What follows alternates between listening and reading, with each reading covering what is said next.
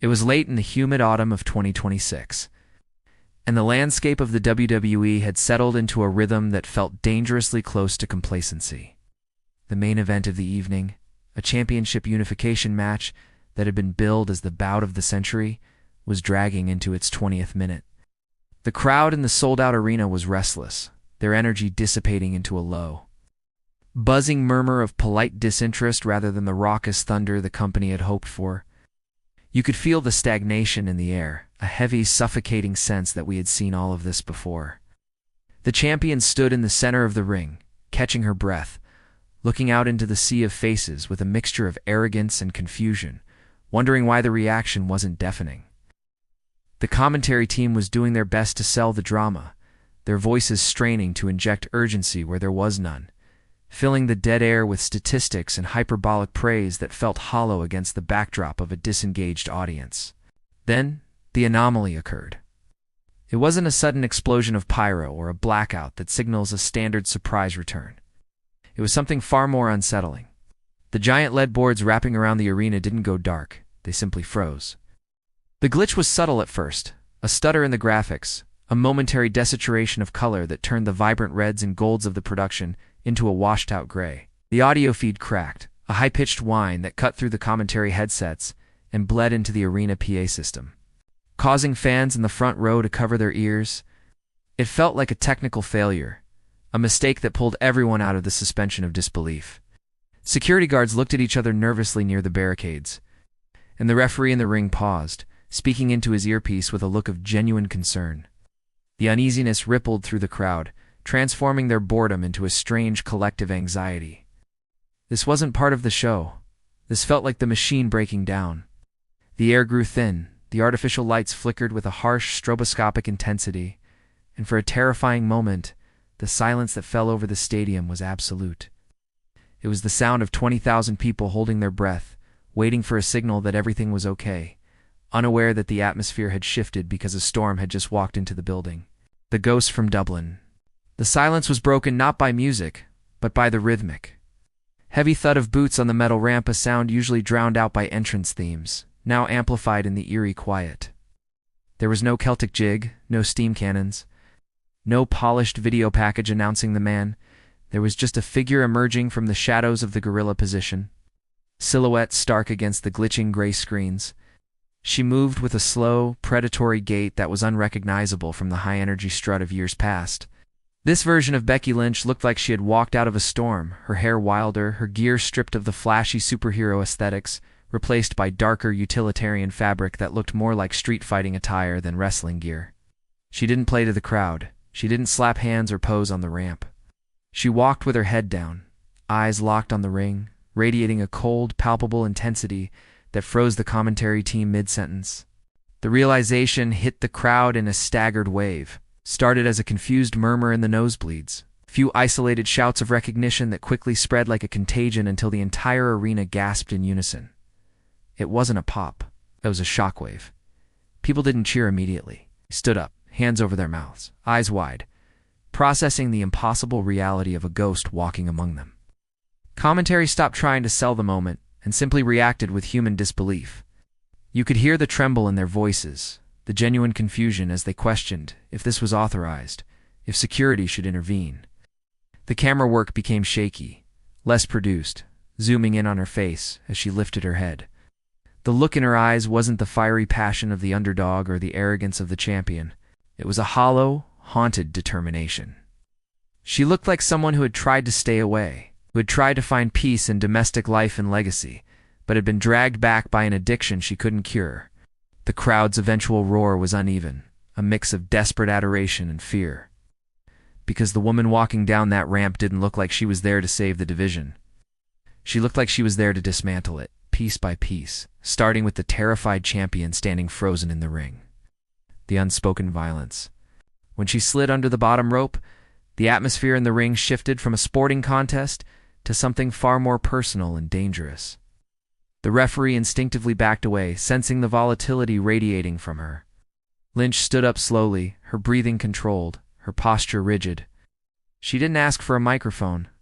In this era of long-winded promos and social media feuds, her silence was the loudest thing in the building. She simply walked to the center of the ring and stood nose-tunes with the current face of the company. A young superstar who had spent the last year claiming she was the greatest of all time. The contrast was jarring. The polished, media-trained champion against the raw, weathered veteran who carried the weight of 1,000 wars in the lines of her face. The crowd was dead silent again, terrified to miss a single micro-expression. There was no physical attack, not yet. This was psychological violence. Lynch looked the champion up and down with a dismissal that was more painful than a steel chair shot. It was a look that said, "You are keeping my seat warm. And you didn't even do a good job." The champion tried to speak, tried to posture, but Lynch simply tilted her head, a small, sad smirk playing on her lips, the first show of emotion since she emerged. It was that smirk that broke the tension and sent a chill down the spine of every viewer watching at home. It wasn't the smirk of a hero returning to reclaim her kingdom. It was the smirk of a villain who knows the end of the story before it begins. The intensity in the ring was suffocating. A kinetic energy building up to a breaking point. When the champion finally shoved her, trying to provoke a reaction, Lynch didn't stumble. She didn't retaliate with a flurry of punches, just laughed a dry, humorless sound that was picked up by the ring mics. She stepped forward, invading the champion's personal space, until their foreheads touched, and whispered something that the cameras couldn't catch, something that made the color drain from the champion's face. In that moment, the audience realized that the wrestling match was over. A demolition was about to begin. The ripple effect. The broadcast cut away before the violence could escalate, leaving the audience in a state of frantic speculation, but the real story was unraveling backstage. The monitors in the locker room were surrounded by talent, seasoned veterans and rookies alike, all staring in stunned silence. The return of a figure like Becky Lynch, specifically this darker, unannounced iteration, wasn't just a plot twist. It was a threat to the ecosystem. The women's locker room, which had established a new hierarchy in her absence, suddenly felt fragile. Young stars who had risen to prominence thinking the man was history now, looked at their own championship belts with insecurity. The camera caught candid moments of panic-agents scrambling with headsets, producers yelling for updated run sheets, and Triple H walking briskly down the hallway with a look that suggested even he might not have been fully in control of what just transpired. Social media began to melt down, but not with the usual celebratory hashtags. The tone online mirrored the confusion in the arena. Reports started leaking from dirt sheets about a locker room freeze-out, rumors that Lynch had isolated herself immediately upon arrival, refusing to speak to the media or her peers. The narrative being spun wasn't about a triumphant return. It was about a hostile takeover. We saw glimpses of Seth Rollins in a backstage segment, not looking happy or supportive, but conflicted, pacing nervously, adding a layer of domestic realism to the on-screen drama. The commentary team, now back on air, spoke in hushed tones, analyzing the body language rather than the moveset. They questioned her mental state, questioned the fairness of her inserting herself into the title picture without warning. This wasn't the sanitized, corporate-approved return of a legend. It felt like an invasion.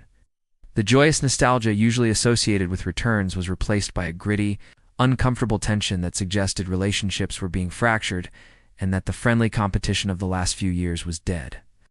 Lynch hadn't just returned to the show. She had returned to disrupt the lives of everyone involved, and the cameras made sure we felt the weight of that disruption. The cost of the crown. As the show went off the air, the script didn't offer a clean resolution. Instead, it lingered on the aftermath, forcing the viewer to confront the why of it all. We were left with a closing shot, not of Lynch raising a title, but of her sitting alone in the corner of the locker room, unwrapping her wrist tape with trembling hands. The adrenaline had faded, leaving behind the exhaustion and the scars. The narrative arc had tricked us into expecting a savior, only to reveal an addict. The twist wasn't that she was back. The twist was that she never wanted to be, but she couldn't help herself. The video package that closed the show didn't play her greatest hits. It played a montage of her injuries, her losses, and the moments she missed with her daughter while on the road, all set to a dissonant, melancholic score. This final chapter recontextualized everything we had just seen. We realized that this wasn't a run-it-back tour for the fans. This was a tragedy in motion. The man wasn't a character anymore. It was a cage she had built for herself, one she couldn't escape even after years of retirement. The shock of the return gave way to a profound sadness. The lingering question wasn't who will she fight next, but what will be left of her when this is over. The screen faded to black, not on a high note, but on her eyes staring directly into the lens, devoid of the spark they once held, conveying a chilling message. The business doesn't love you back, but you come back anyway. It was a deconstruction of the wrestling hero, leaving the audience feeling complicit in her inability to let go. We cheered for the return, not realizing we were cheering for her to reopen old wounds. The video ended, leaving the viewer in a state of reflective silence, hauntingly aware that the most shocking part of her return wasn't the surprise, but the heavy, inescapable cost attached to it.